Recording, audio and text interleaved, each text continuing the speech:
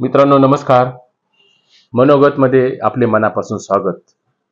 मित्रांनो, महाराष्ट्र सरकारचं 3 आठवडे चाललेलं अर्थसंकल्पीय अधिवेशन हे नुकतंच 2 दिवसापूर्वी संपलं. या अधिवेशनात महाराष्ट्रातील जनतेच्या प्रश्नांवर किती चर्चा झाली? खरं तर हा फार मोठा संशोधनाचा विषय हा ठरू शकतो. अधिवेशनाची सांगता होत असताना मुख्यमंत्री महोदयांनी जवळपास अर्धा तास सभागृहामध्ये पानिपतच्या युद्धाचं सुरस कथन सांगत बसले.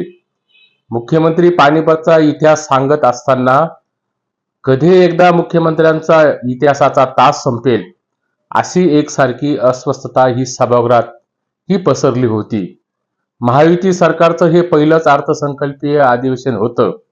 या अधिवेशनात इतिहास घोकण्यापेक्षा इतिहास निर्माण करण्याची राज्यातील सरकारला म्हणजे महायुती सरकारला विशेषतः जनतेच्या जीवनमानाच्या प्रश्नावर इतिहास निर्माण करण्याची खूप मोठी संधी होती. परंतु ती संधी ही राज्य सरकारने या ठिकाणी गमावलेली आहे. गेला संपूर्ण महिना नाही तर संपूर्ण 3 महिन्यांपासून महाराष्ट्र कुठल्या ना कुठल्या गोष्टीने कुठल्या ना कुठल्या अशांततेने हा महाराष्ट्र अस्थिरतेच्या हिंदोळ्यावर हा धुमसत आहेत. महाराष्ट्र हा अस्वस्थ झालेला आपण उघड्या डोळ्यांनी पाहतोय. मग ते सोमनाथ सूर्यवंशींच्या परभणीतील पोलीस कोठडीतील मृत्यूचं प्रकरण असो किंबहुना संतोष देशमुखांच्या निर्गुण हत्येचं प्रकरण असो, त्याही पेक्षा संतोष देशमुखांच्या निर्गुण हत्येचे छायाचित्र जे प्रसारित झाले त्या छायाचित्राने महाराष्ट्राच्या हृदयाच्या या अक्षरशः चिंधड्या उडाल्या होत्या. मन विदीर्ण करणारी संतोष देशमुखांच्या हत्येचं भयान छायाचित्र हे महाराष्ट्र कधी विसरू शकत नाही. असा एकूण राज्याचा प्रवास पाहतात घडलेल्या घटनेत राज्य सरकार अजिबात गंभीर दिसलं नाही. महाराष्ट्रातील अशा अनेक दुर्दैवी घटनांवर या सरकारला ना खंत ना खेद किंबहुना मुख्यमंत्र्यांना देखील त्याची जाणीव ही या ठिकाणी झालेली दिसत नाही. जाणीव जर सरकारला झाली असती तर राज्यातील जनतेच्या अपेक्षेभंगाचं दुःख आणि मंत्र्यांच्या बेताल वक्तव्यांची वर्तणूक राज्यातील जनता ही उघड्या डोळ्यांनी पाहत होती, ती पाहायला देखील मिळाली. वास्तविक राज्यातील 13 कोटी जनतेच्या लोकांचे प्रश्न सोडवण्याचे त्याची सोडवणूक करण्याचं प्रभावी व्यासपीठ म्हणून हे महाराष्ट्रातील अर्थसंकल्पीय अधिवेशनाकडे पाहिलं जातं. विरोधी पक्षांची जेवढी जबाबदारी लोकहिताच्या बाबतीत असली पाहिजे तेवढी किंबहुना त्यापेक्षा कितीतरी सरस जबाबदारी ही सत्ताधारी असलेल्या सत्ता पक्षांची असते. परंतु सत्ताधाऱ्यांची तरी कुठली सत्तेची प्रतिष्ठा ही जपली, विधानमंडळाची प्रतिष्ठा जपली, कायद्यापुढे सारं समान आहेत अशी गोंडस मखलाशी आपल्याकडे सातत्याने करण्यात येते. परंतु सत्तेतील लोकांना एक न्याय आणि विरोधी पक्षातील विरोधकांना वेगळा न्याय हे आपण महाराष्ट्रातील गेल्या 3 आठवड्यातील काही घटनांवरून आपल्या लक्षात आल्याशिवाय राहत नाही. त्याच्या खोलाशी आणि त्याच्या तळाशी आणि त्याच्या मुळाशी मी यापूर्वी 2-3 व्हिडिओच्या माध्यमातून गेलोय. तो विषय आजचा आपला नसल्याने त्या विषयाकडे मी आता सरकत नाही. किंबहुना तोच विषय पुन्हा चघळण्यामध्ये असल्या मूर्खपणाचे उदात्तीकरण तरी किती काळ आणि कशासाठी करायचं हा खरा या ठिकाणचा मूळ प्रश्न आहे. राज्य सरकारने शेती संबंधी दिलेला पुरस्कार हा एका शेतकऱ्याला दिलेला होता. मला त्या शेतकऱ्याचं नाव या ठिकाणी फारसं आठवत नाही. विधानसभेचं अर्थसंकल्पीय अधिवेशन सुरू होण्यापूर्वी महाराष्ट्रातील ज्या पुरस्कार प्राप्त शेतकऱ्यांनी युवा शेतकऱ्यांनी सरकारच्या फसव्या धोरणामुळे आत्महत्या केली, तो प्रयोगशील शेतकऱ्याच्या झालेल्या आत्महत्येने महाराष्ट्र सरकारतील असलेल्या शेतीविषयक धोरणांशी असलेली भोंगळ परिणिती ही महाराष्ट्राच्या समोर आली आणि त्या आत्महत्या केलेल्या शेतकऱ्याने आपल्या सुसाईड नोटमध्ये राज्याच्या मुख्यमंत्र्यांना व उपमुख्यमंत्र्यांना त्याची काही कळवळून कहाणी ही आत्महत्येच्या पाठीमागची त्यांनी हतबलतात त्या सुसाईड नोटमध्ये व्यक्त केली. या सर्व विषयांवर राज्य सरकारला अजिबात वेळ चर्चेसाठी मिळत नव्हता. ही सर्व परिस्थिती महाराष्ट्रातील असताना शेतीच्या प्रश्नाच्या संदर्भात एक युवा शेतकरी आत्महत्या करतो, त्यावर जर विधिमंडळाच्या कुठल्याही सभागृहामध्ये जर चर्चा होत नसेल, तर महाराष्ट्र हा शेतीप्रधान महाराष्ट्र म्हणून ओळखला जातो. तो शेतीप्रधान महाराष्ट्र कुठे भरकटत चाललाय, अशी उद्विग्नता आज महाराष्ट्रातील खेडोपाडी विशेषतः ग्रामीण भागात ही विचारली जाते. औरंगजेबाची कबर कुठली उकडून फेकतात, उघडायची असेल तर शिवराय तुकोबांच्या महाराष्ट्राच्या पावनभूमीत आज शेतकऱ्यांची स्मशानभूमी बनली आहे. त्या आत्महत्येच्या समस्या ही उकडून फेकायला हवी. दिशा सालियान आणि तो कोण शिवद्रोही प्रशांत कोरटकर, राहुल कोल्हापूरकर आणि 300-325 वर्षापूर्वीतील औरंगजेबाच्या कबरीतील विषय, या विषयाने महाराष्ट्राचं अधिवेशन हे गाजलं आणि गाजू त्या दिशेने ते फिरत राहिलं.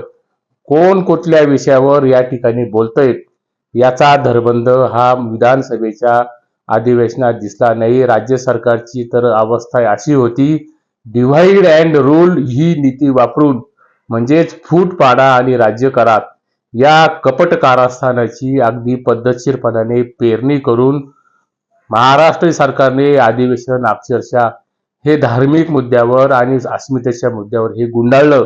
हे मात्र कुठेतरी महाराष्ट्रातील जनतेने लक्षात घ्यायला हवं. राज्य सरकारमधील जबाबदार नेत्यांच्या कोरटकरला आणि सोलापूरकरला हा छुपा पाठिंबा होता, हे या ठिकाणी अजिबात लपून राहिलेलं नाहीये. कुणाल कामराने विडंबनातून एकनाथ शिंदेवर टीका केली. वास्तविक कुणाल कामराने अभिव्यक्ती स्वातंत्र्याचा भाग म्हणून तो जे काही सत्य बोलला, तो सत्य बोलत असताना त्यावर मात्र कायद्याची भाषा केली गेली आणि पोलिसांनी कुणाल कामरा जेथे असेल तेथे त्याला ताब्यात घ्या आणि टायरमध्ये घालून त्याला प्रसाद द्या, असं एकनाथ शिंदे गटाचे मंत्री असलेले शंभूराज देसाईंनी हे परवा सांगितलं. देसाई, तुम्ही बिनदिक्कतपणाने कुणाल कामराला टायरमध्ये घाला, तुम्हाला मात्र कुणी अडवलं? कारण इथली पोलीस यंत्रणा, इथली न्याय व्यवस्था ही राजव्यवस्थेची म्हणजे सत्ताधाऱ्यांची रखेल बनलेली आहे. पण एक गोष्ट मात्र लक्षात घ्या, ज्या संभाजी महाराजांची बदनामी ही राहुल सोलापूरकरांनी केली, प्रशांत कोरटकरांनी केली. संभाजी महाराज हे अय्याश होते आणि छत्रपती शिवाजी महाराजांची बदनामी करणाऱ्या राहुल सोलापूरकराला आणि त्या प्रशांत कोरटकरला महाराष्ट्र सरकारमध्ये कुणी अभय दिलं? ते अभय देत असताना त्यांना मात्र वाचवण्याची भूमिका राज्य सरकारमधील काही जबाबदार मंडळींनी ही अप्रत्यक्षरित्या घेतलेली दिसते. त्या सोलापूरकराला आणि त्या कोरटकराला तुम्ही टायरमध्ये घालायचं सोडून द्या, परंतु तुम्ही साधा निषेधाचा शब्द देखील हा काढलेला नाही. हे शंभूराज देसाईंनी या ठिकाणी लक्षात घेण्याची खूप मोठी आवश्यकता आहे. नितेश राणे मुस्लिम समाजाला उघडपणाने शिव्या देतात. भगतसिंग कोश्यारींनी जाहीरपणाने ज्योतिराव फुलेंचा आणि सावित्रीबाई फुले या दाम्पत्याचा अवमान केला, परंतु शंभूराज देसाई आपण मात्र कुठलंही तोंड उघडलं नाही. कुणाल कामराने केलेलं विडंबन हा वास्तविक कलेचा आविष्कार होता. दुसऱ्याची मतं पटत नसतील तरी अभिव्यक्तीचा आदर हा ह्या ठिकाणी व्हायला पाहिजे होता आणि तो आदर मात्र खिलाडूपणाने हा या ठिकाणी स्वीकारायला पाहिजे होता. परंतु सत्ता आणि सत्तेचा मद हा एकनाथ शिंदेच्या कार्यकर्त्यांमध्ये दिसला.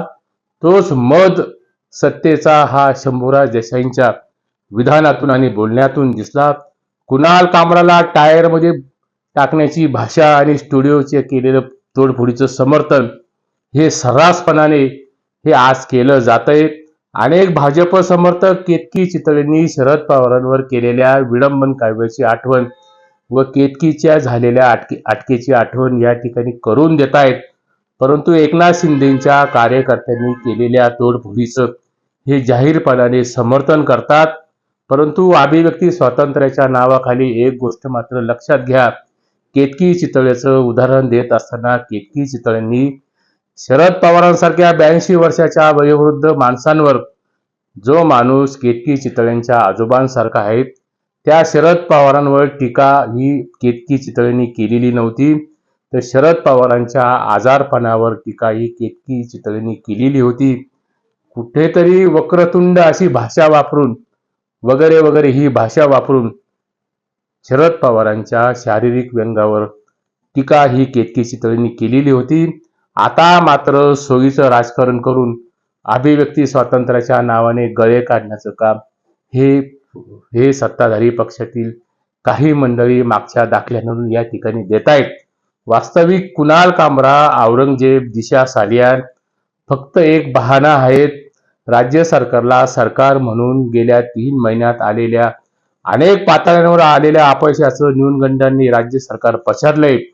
त्यामुळे भावनिक व अस्मितेचे मुद्दे उपस्थित केले तर जनतेच्या जीवन मरणाच्या प्रश्नावर लक्ष विचलित करता येऊ शकतं. त्यामध्ये या अधिवेशनात राज्य सरकारला नक्कीच यश मिळालेलं आहे. धर्माचा मुद्दा, अस्मितेचे मुद्दे हे भुलीसारखे असतात, ते गुंगीसारखे देखील असतात आणि देवेंद्र फडणवीसांचा सरकारच्या प्राणवायू हा धर्मांध आणि धार्मिक मुद्द्यांवर हा अडकलेला आहे. हे वेगळं सांगण्याची आवश्यकता नाही. म्हणून त्यांनी अगदी सहजपणाने धर्म हा रस्त्यावर आणला आणि नागपुरातील दंगल ही नक्कीच त्याची परिणिती होती. गेल्या 10 वर्षात जवळपास महाराष्ट्रातील 30,000 शेतकऱ्यांनी आत्महत्या केल्याची नोंद ही माहिती अधिकारात उघड झाली आहे. रोज महाराष्ट्रातील शेतकरी आत्महत्या करतोय. ती संख्या दिवसेंदिवस वाढते. बुलढाणा जिल्ह्यातील मेहकरचे आमदार असलेले सिद्धार्थ खरात यांनी आत्महत्येच्या विषयावर जेव्हा सभागृहात बोलण्याची परवानगी मागितली तेव्हा विधानसभा अध्यक्ष असलेल्या राहुल नार्वेकरांनी फक्त 5 मिनिटात तुम्हाला आत्महत्येच्या विषयावर बोलता येईल. केवढा हा निर्धावलेपणा राज्य सरकारचा आहे म्हणजेच राहुल नार्वेकरांचा या ठिकाणी दिसतोय. महाराष्ट्रातील अनेक नको त्या नॉन इश्यू मुद्द्यांवर ही चर्चा झाली. त्यामध्ये हलाल मटण, झटका मटण आणि पानिपत युद्ध यासारख्या इतर अनेक भाजील अशा विषयांवर राज्य सरकारने चर्चा केली, ज्याचा सुरुवातीला मी उल्लेख या एपिसोडमध्ये केलाय.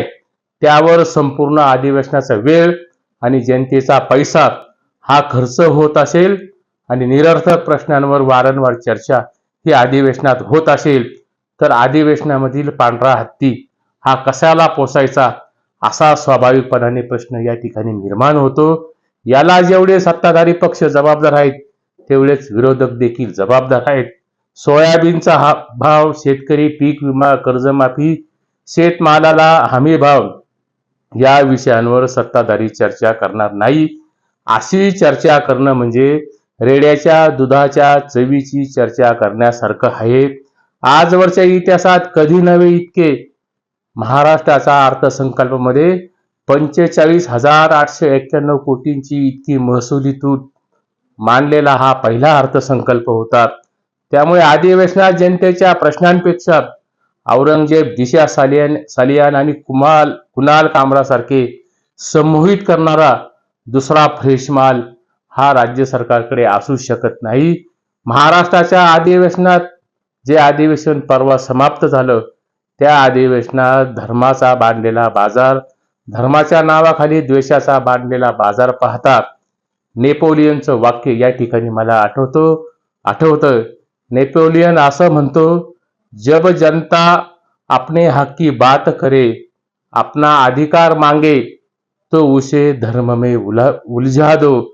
दुर्दैवाने तेच आपले राज्यकर्ते या ठिकाणी करतायत आणि अर्थसंकल्पीय अधिवेशनामध्ये ते मात्र या ठिकाणी यशस्वी झालेले दिसतायत. तुर्तास एवढेच. व्हिडिओ आवडला लाईक करा, चॅनलला मात्र सबस्क्राईब करायला विसरू नका. नमस्कार.